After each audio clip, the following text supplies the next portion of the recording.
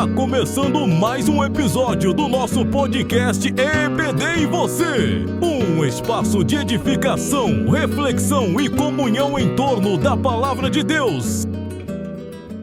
Olá, meus irmãos e minhas irmãs, sejam todos muito bem-vindos a mais um episódio do podcast EBD e Você. Eu sou o professor Nilson César e com muita alegria damos início a um novo trimestre aqui na nossa Escola Bíblica Dominical. Paz do Senhor, queridos. Eu sou o professor Pedro Dorcas e é sempre uma bênção estarmos juntos neste espaço de comunhão e aprendizado. E olha, Nilson, que tema poderoso nos espera nesses próximos 3 meses, hein? Com certeza, professor Pedro. O nosso tema geral é A Igreja em Jerusalém, Doutrina, Comunhão e Fé. A base para o crescimento da igreja em meio às perseguições. Um estudo que vai nos levar às origens da igreja, às suas marcas fundamentais e nos desafiar a sermos uma igreja viva, mesmo diante das lutas.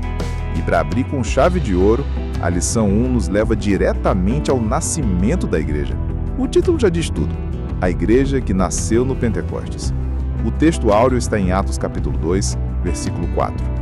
E todos foram cheios do Espírito Santo e começaram a falar em outras línguas, conforme o Espírito Santo lhes concedia que falassem. Que momento glorioso! E a verdade prática resume bem, professor Nilson. Ela diz assim: a igreja nasce no Pentecostes, capacitada pelo Espírito para cumprir sua missão. Não é apenas um evento histórico, mas o início de uma realidade espiritual que nos alcança até hoje. Certo, professor Pedro. A leitura bíblica em classe está em Atos dos Apóstolos, capítulo 2, versículo 1 ao 14. Cumprindo-se o dia de Pentecostes, estavam todos reunidos no mesmo lugar e, de repente, veio do céu um som como de um vento veemente e impetuoso e encheu toda a casa em que estavam assentados. E foram vistas por eles línguas repartidas, como que de fogo, as quais pousaram sobre cada um deles. E todos foram cheios do Espírito Santo e começaram a falar em outras línguas, conforme o Espírito Santo lhes concedia que falassem. E em Jerusalém estavam habitando judeus, varões religiosos de todas as nações que estão debaixo do céu. E correndo aquela voz, ajuntou-se uma multidão e estava confusa, porque cada um os ouvia falar na sua própria língua. E todos pasmavam e se maravilhavam, dizendo uns aos outros: Pois que, não são galileus todos esses homens que estão falando? Como, pois, os ouvimos, cada um, na nossa própria língua em que somos nascidos? Partos e medos, elamitas e os que habitam na Mesopotâmia, e Judeia, e Capadócia, e Ponto, e Ásia, e Frígia, e Egito, e partes da Líbia, junto a Cirene, e forasteiros romanos, tanto judeus como prosélitos, e cretenses, e árabes, todos os temos ouvido em nossas próprias línguas falar das grandezas de Deus. E todos se maravilhavam, estavam suspensos, dizendo uns para os outros: Que quer dizer isto? E outros, zombando, diziam: Estão cheios de mosto. Pedro, porém, pondo-se em pé com os 11, levantou a voz e disse-lhes: Varões judeus, e todos os que habitais em Jerusalém, seja-vos isto notório, e escutai as minhas palavras. O texto de Atos 2 nos leva a um dos momentos mais marcantes da história da igreja: o derramamento do Espírito Santo no dia de Pentecostes. Logo no primeiro versículo, vemos que todos estavam reunidos no mesmo lugar. Isso nos fala de unidade. A igreja nasce em comunhão, em oração e em obediência à promessa de Jesus. E aí, professor Nilson, vem o inesperado celestial. Um som como de vento veemente e impetuoso e enche toda a casa em que estavam. Não foi algo emocional ou meramente simbólico. Foi um sinal visível e audível da presença real de Deus. Era o cumprimento exato da promessa de Jesus em Atos 1:8. Mas recebereis poder. Exatamente. E o mais impactante: todos foram cheios do Espírito Santo e começaram a falar em outras línguas, conforme o Espírito Santo lhes concedia que falassem. Não era confusão nem gritaria. Era uma manifestação sobrenatural com um propósito claro: glorificar a Deus e anunciar suas grandezas. E veja como o mover de Deus atrai. Uma multidão se junta, vinda de diversas nações. E o milagre não está apenas nas línguas, mas no entendimento. Cada pessoa ouvia os discípulos falando na sua própria língua. O Espírito não só desce, como quebra barreiras culturais e linguísticas. É o evangelho acessível a todos. É interessante notar as reações do povo. Muitos estavam maravilhados, outros perplexos, e alguns zombavam, dizendo que eles estavam embriagados. Isso mostra que nem todos compreendem imediatamente as coisas espirituais. Mas é nesse momento que Pedro, cheio do Espírito, se levanta e começa a pregar com ousadia. Esse é o poder do Pentecostes, meu irmão, minha irmã. Ele transforma discípulos medrosos em testemunhas ousadas. Ele enche o coração da igreja com fervor e verdade. E essa manifestação em Atos 2 não é apenas um relato do passado, mas uma inspiração para o presente. Deus continua desejando encher sua igreja com poder para que o mundo conheça a grandeza do seu nome. Que o nosso clamor hoje seja: Senhor, enche-nos novamente, dá-nos ousadia para sermos testemunhas fiéis, como naquele primeiro Pentecostes. Amém? Amém. Pentecostes não é apenas um dia no calendário, é uma realidade espiritual para quem crê e deseja ser cheio do Espírito. Amém.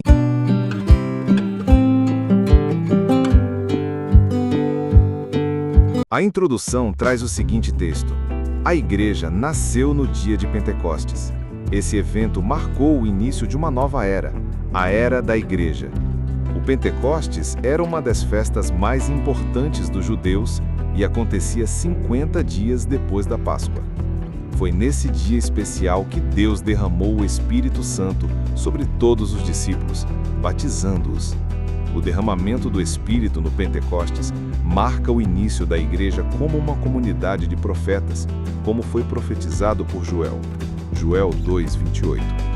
No livro de Atos, Lucas ensina que esse acontecimento tinha um significado especial para o fim dos tempos, pois já havia sido anunciado pelos profetas do Antigo Testamento. Além disso, o Pentecostes foi uma prova clara de que Jesus havia ressuscitado. O propósito desse derramamento do Espírito Santo foi dar poder à igreja para testemunhar de Cristo ao mundo e levá-la à verdadeira adoração. Isso é o que veremos nesta lição. Meus irmãos, que introdução rica! A lição já começa nos lembrando de algo essencial. A igreja não nasceu de uma ideia humana, de uma estratégia religiosa ou de uma estrutura organizacional. Ela nasceu no fogo do Espírito, no dia de Pentecostes. É isso mesmo, professor Nilson. O Pentecostes, que já era uma das festas mais importantes do calendário judaico, ganha um novo sentido ali. Antes era a festa das colheitas, agora passa a ser o tempo da grande colheita espiritual. Deus derrama o Espírito sobre os discípulos e inicia uma nova era, a Era da Igreja.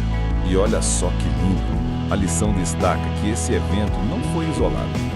Ele já havia sido profetizado por Joel: derramarei o meu Espírito sobre toda a carne, e agora se cumpre diante dos olhos de todos. A igreja surge como uma comunidade de profetas, ou seja, homens e mulheres cheios do Espírito, chamados a anunciar a palavra de Deus com ousadia. E mais, meu irmão, Pentecostes também foi uma evidência clara da ressurreição de Jesus. Afinal, o próprio Cristo disse que, ao ser glorificado, enviaria o Consolador. Então, quando o Espírito desce, é como se o céu estivesse gritando para a terra: Jesus está vivo e reina. Amém, amém, amém. E o propósito de tudo isso é muito claro: capacitar a igreja.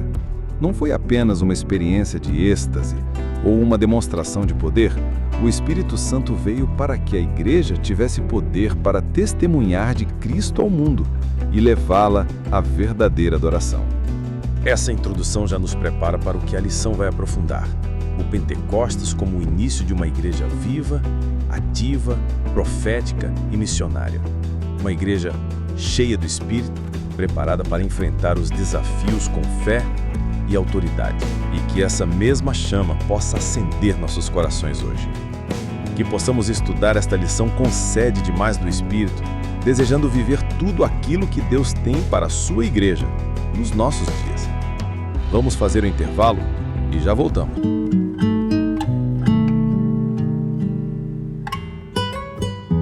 Já estamos de volta e já entrando no tópico 1, a natureza do Pentecostes bíblico. Vamos mergulhar agora no primeiro ponto da nossa lição, que trata da natureza do Pentecostes bíblico. E logo de início, a lição destaca algo fundamental. O Pentecostes é, antes de tudo, um evento de natureza divina. Isso mesmo, professor Nilson. Não foi apenas uma emoção coletiva ou uma manifestação psicológica de grupo.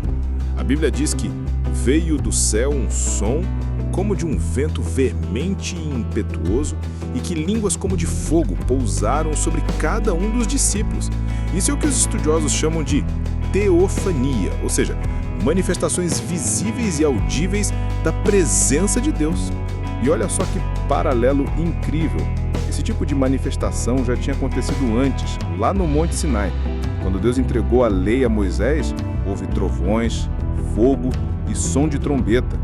Agora, no Pentecostes, o mesmo Deus se revela novamente, mas dessa vez não para entregar uma lei em tábuas de pedra, e sim para escrever a sua palavra nos corações dos crentes. É o que chamamos de evento paralelo ao Sinai. Lá atrás, a velha aliança começava com a entrega da lei. Aqui, a nova aliança se confirma com o derramamento do Espírito. Um povo foi formado no Sinai, Israel. Agora, um novo povo está nascendo, a Igreja, corpo de Cristo. E o terceiro ponto é ainda mais profundo. O Pentecostes é centrado em Cristo e aponta para os tempos finais.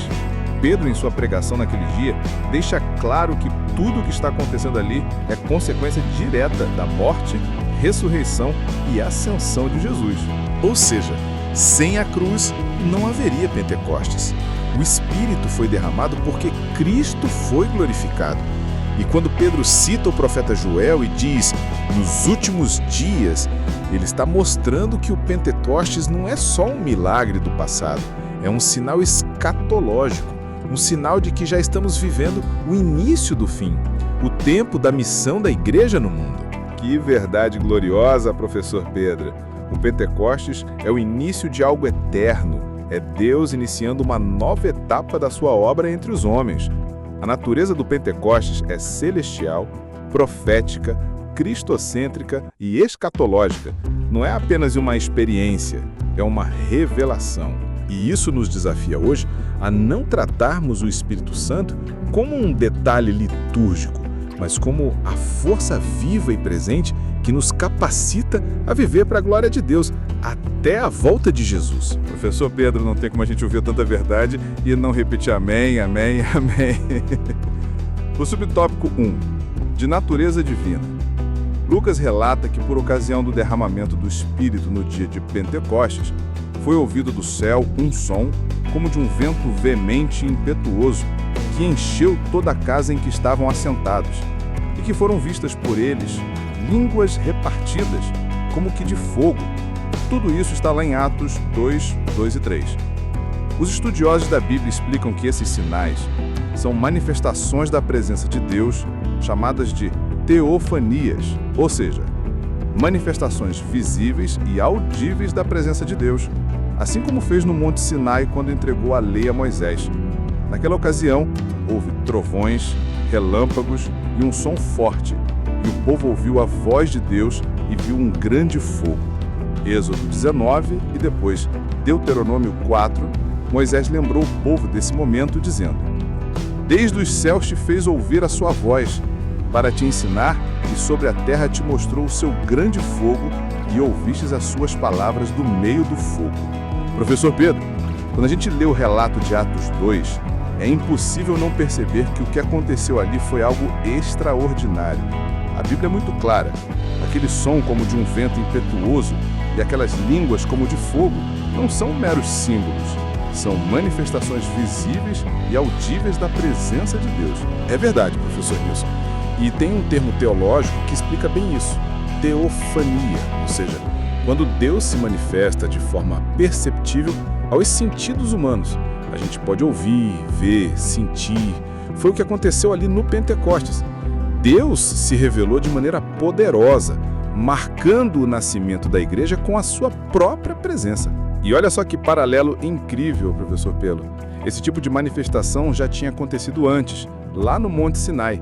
Quando Deus entregou a lei a Moisés, Houve trovões, relâmpagos e um som forte. E o povo ouviu a voz de Deus e viu um grande fogo. Agora, em Atos 2, vemos novamente fogo e som do céu.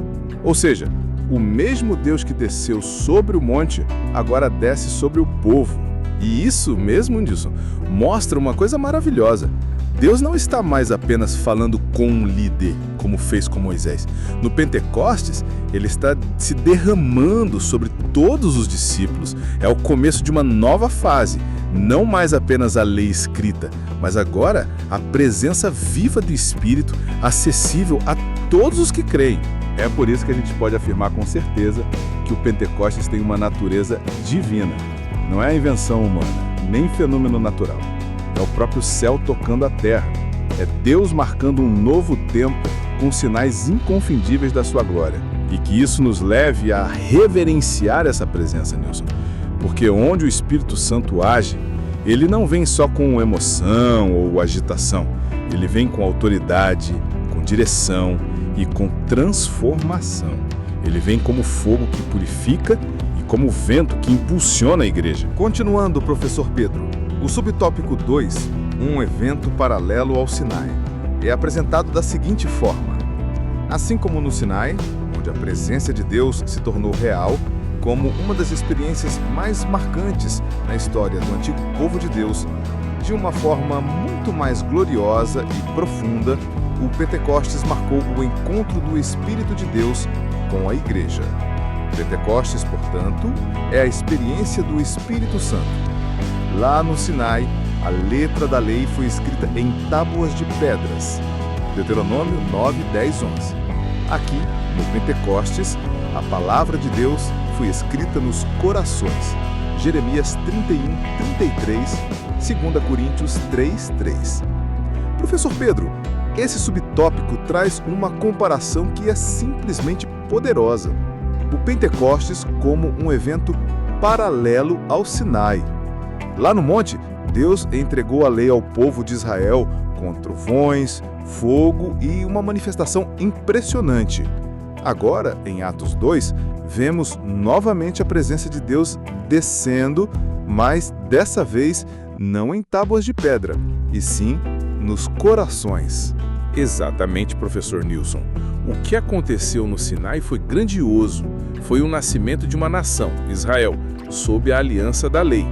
Mas o Pentecostes marca o nascimento de algo ainda maior, a Igreja, uma comunidade espiritual formada por todos os que creem em Cristo. Se no Sinai o povo tremeu diante do monte, no Pentecostes o povo foi cheio do Espírito e enviado ao mundo.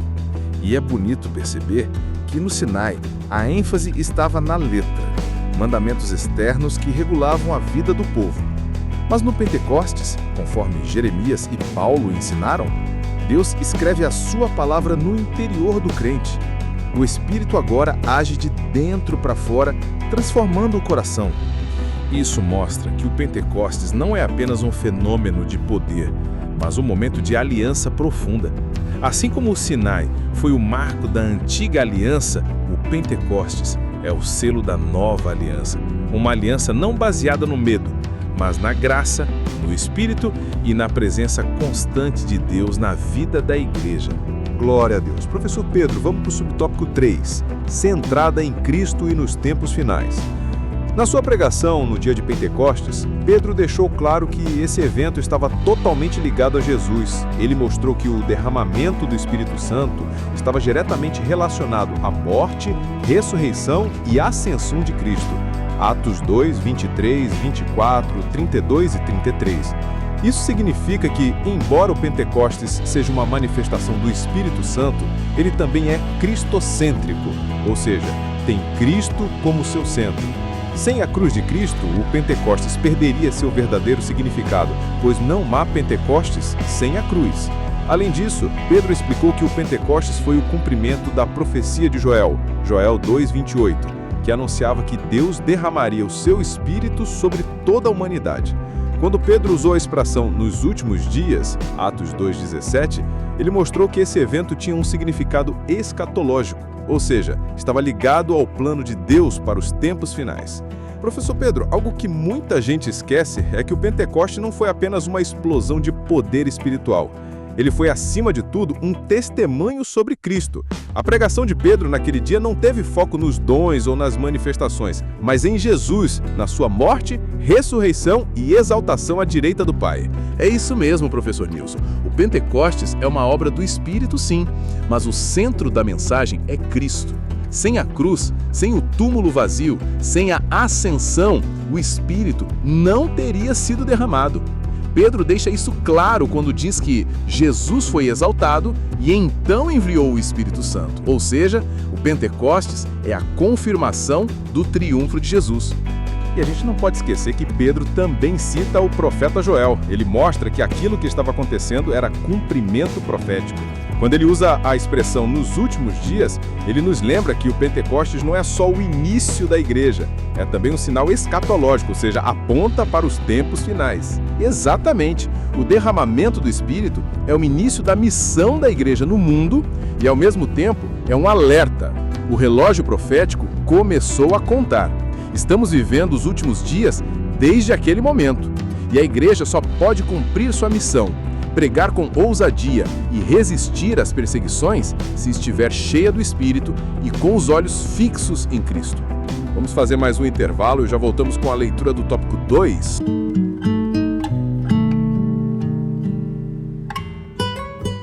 Ok, já de volta para o tópico 2, o propósito do Pentecostes bíblico.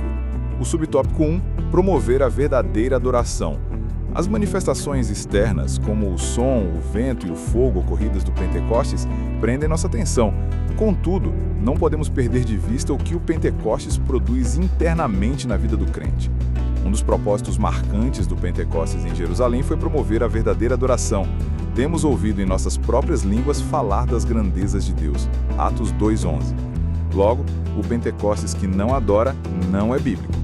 De fato, quando os gentios experimentaram o Pentecostes, eles também magnificavam a Deus. Atos 10:46.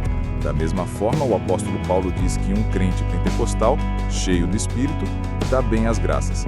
1 Coríntios 14:17. O fogo pentecostal promove o verdadeiro louvor. Professor Pedro, é impressionante como o Pentecostes chama a nossa atenção com os seus sinais visíveis, o som do vento, o fogo, as línguas diferentes. Mas a lição é clara. Esses sinais externos não são o foco principal. O verdadeiro impacto do Pentecostes acontece dentro do crente, promovendo algo profundo, a verdadeira adoração. Com certeza, Nilson. Atos 2:11 diz que as pessoas ouviram os discípulos falar das grandezas de Deus em suas próprias línguas. E isso é poderoso. A primeira evidência do derramamento do Espírito ali foi uma explosão de louvor, uma adoração genuína fluindo do coração. O verdadeiro Pentecostes não pode ser mudo, ele glorifica a Deus. E essa verdade se repete em outros momentos, como em Atos 10, quando os gentios receberam o Espírito e também começaram a magnificar a Deus. Ou seja, quando o Espírito Santo nos enche, o resultado não é apenas falar em línguas, mas adorar com intensidade, com gratidão, com reverência. E isso é essencial, meu irmão. O apóstolo Paulo também reforça isso quando diz que o fogo pentecostal não é só barulho, é comunhão com Deus, é vida de louvor. E se o nosso Pentecostes não nos leva à adoração, então tem algo faltando. Exato, professor. Vamos seguindo aqui para o subtópico 2, poder para testemunhar. O Pentecostes tem uma dimensão escatológica, pois aconteceu antes de chegar o grande e glorioso dia do Senhor, Atos 2:20. No entanto, essa realidade dos últimos tempos não significa que a igreja deve ter uma visão escapista, ou seja, desejar fugir do mundo a qualquer custo. O Pentecostes não foi dado para que os crentes se isolassem, mas para que fossem capacitados a testemunhar e viver no mundo até a volta de Cristo. A igreja deve aguardar com esperança, mas também cumprir sua missão até o fim. Para cumprir essa missão, ela necessita de poder para testemunhar. Lucas 24:49, Atos 1:8. De fato, é isso que acontece depois do Pentecostes. Professor Pedro, algo muito importante que a lição destaca é que o Pentecostes não foi apenas um espetáculo espiritual, mas um marco na missão da igreja. Ele tem sim uma dimensão escatológica, afinal, Pedro cita que isso aconteceu antes do grande e glorioso dia do Senhor, Mas isso não quer dizer que o papel da igreja seja fugir do mundo ou se esconder esperando o fim. É verdade, professor Nilson. O Pentecostes não é um chamado ao isolamento, mas um chamado à ação. O Espírito Santo não veio para nos tirar da realidade, mas para nos dar poder para viver nela, testemunhar nela e impactar o mundo com o Evangelho até que ele volte. A igreja espera sim, mas espera trabalhando. E é exatamente isso que a gente vê nos capítulos seguintes de Atos. Os apóstolos não ficaram trancados em um culto eterno. Pelo contrário, foram cheios do Espírito e saíram para pregar com ousadia. Em Atos 4:33 diz que, com grande poder, davam testemunho da ressurreição do Senhor Jesus. E esse é o segredo da missão, professor Nilson. O poder do Espírito Santo foi o que Jesus prometeu em Lucas 24:49 e Atos 1:8. A igreja não pode cumprir seu chamado com estratégias humanas ou apenas boa vontade. É preciso ser cheia do Espírito para testemunhar com autoridade e amor até que ele volte. Amém, amém, amém. Tá vendo, professor Pedro? Não há como não dizer várias vezes amém a todas essas verdades que estão sendo expostas. Mais um intervalo, professor Pedro, e depois voltaremos para finalizarmos o tópico 3.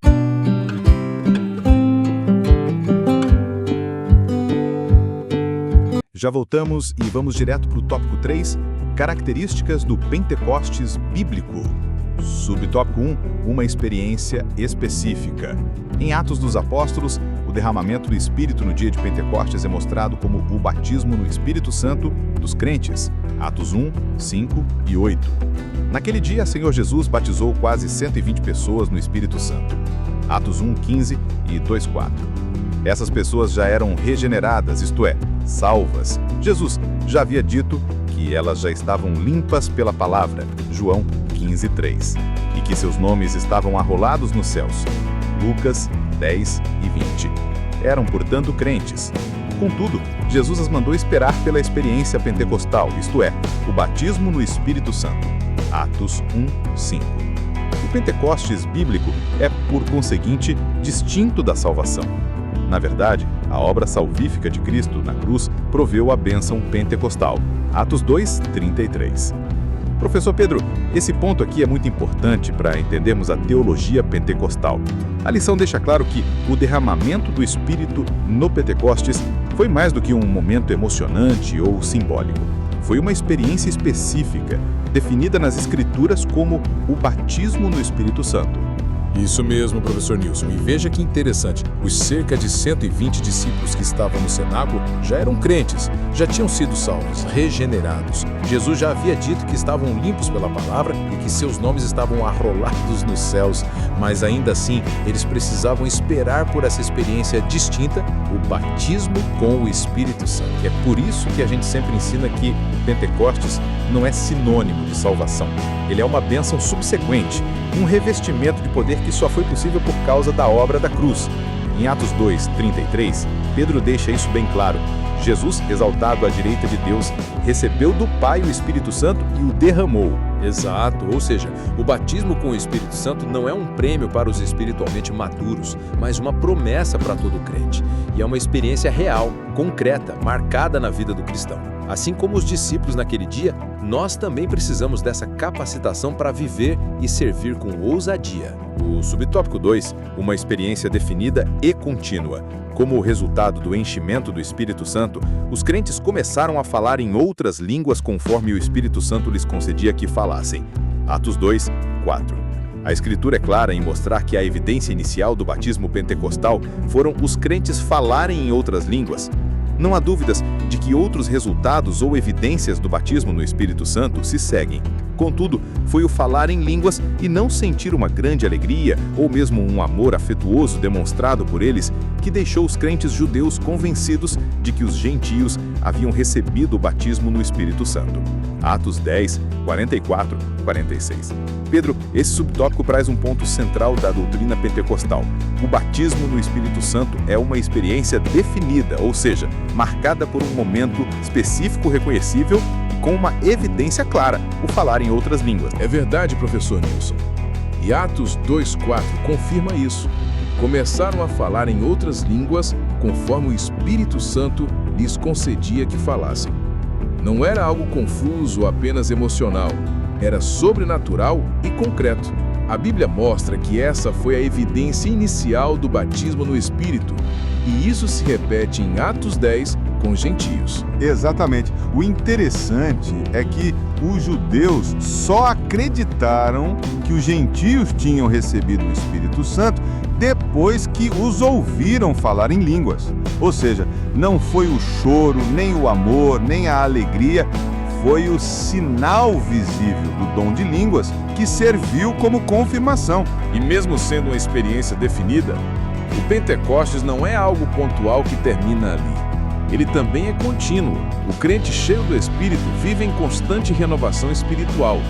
O falar em línguas é o começo, mas o propósito é uma vida cheia do Espírito, de fruto, de poder e de serviço ao Reino. Subtópico 3, professor Pedro: as línguas e o amor.